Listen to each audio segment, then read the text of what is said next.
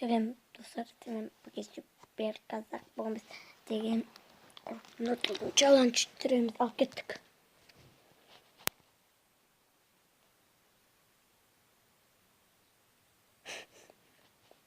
Күлкілі наоборот. Басқасын көрейік. Бұл қорқынышты емес, қуыршақты көрейік.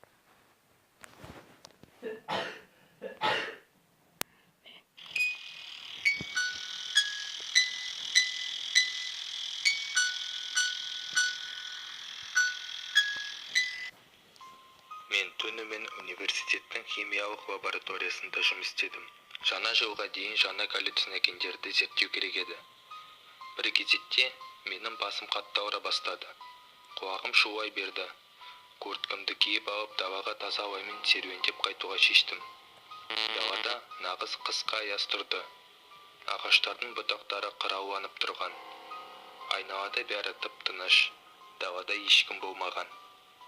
Парктың ішімен серуендеп жүргенде ағаштардың арасында иесіз қалған үйді көрдім. Білмеймін не, бірақ оның ішіне кіруге мені бір тылсым күш итермеледі. Шіріп кеткен тақта едені аяқ астымда сықырлады. Терезелер бірнеше жыл сүртілмегендіктен олардың үстін қалың шаң басты. Бір бөлменің ішінде бүткіл жерде қуыршақтар шашылып жатқан. Бөлменің бұрышында ақ көйлекті күттай қыз тұрды. Қолында ұстап отқан қуыршақпен сөйлесіп отқан.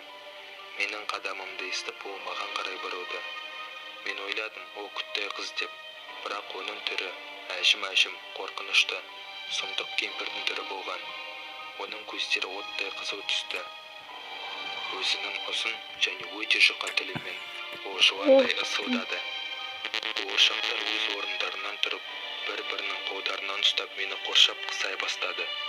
Содан соң олар маған бас салды. Менің курткамды жыртып және мені тістей бастады. Кемпір маған қарап күлей берді.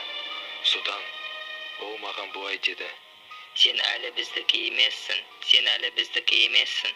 Бірақ тағы да мына жаққа қайтып келсең, сен жексұрын қуыршаққа айналасың, түсіндің бе? Деді ол маған.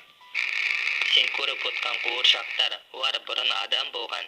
Сен не, білген жоқсың ба, өлген адамдар қуыршаққа айналатынын?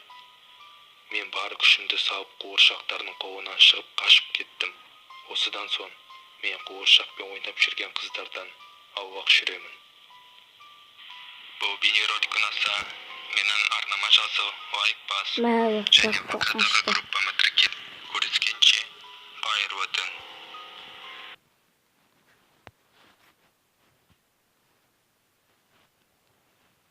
Қорқыныштылар бар тағы да. Жас Анжеликаның оқуға түскен алғашқы жыл еді. Ол 2 қабатты үйде жалғыз тұратын. Бірде үйде ыдыс жуып жатып, соққан телефон дыбысын естиді. Телефонда досы Питердің нөмірі еді. Қыз тұтқан алып, Питермен көп уақыт сөйлеседі. Питер өзінің жалғыз екенін айтқанда, қыздың қуанышында шек болмайды. Анжелика өзінің үйіне Питерді шақырады. Питер қуанышты болып, 15-20 минуттан соң болатынын айтады. Анжелика тұтқаны қойып, досы келер алдында душ қабылдап алмақшы болады. 10 минуттан соң душ қабылдап жатқан Анжелика есік соққан дыбысты естиді. Шуын бөлмеден басын шығарып, есіктің ашық екенін айтады. Бірнеше минуттан соң жаңағы дауыс қайта естіледі. Қыз қайтадан есік ашық тұр, кірсеңші деген дауыстарды жарқын шығарады. Сол сәтте оның телефонына біреу соғып жатты. Ол Питер болады. Қыз тұтқаны ала сала, Питерге дұрыс екенін ескертіп, есікті қақпай тез кіруін өтінеді. Ал Питер оған үрейлі дауыспен: Есікті ашпа, Анжелика. Мен қазір сенің үйіңнің алдында тұрдым. Жаңа ғана сенің үйіңе түрі қорқынышты, белі жоқ, қос қолмен жүретін бір құбыжық тектес адам кіріп кетті. Оны көрген мен қорыққаннан жүрегім жарыла, үйге қарай қаштым. Есікті ашпа, өтінемін.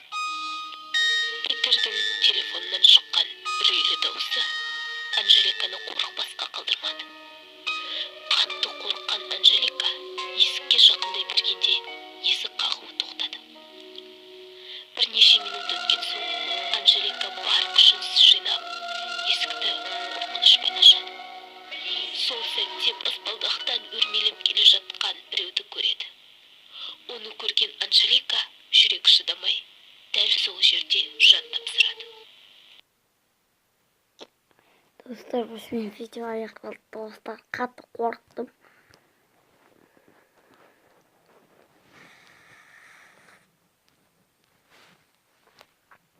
Сау болыңыздар.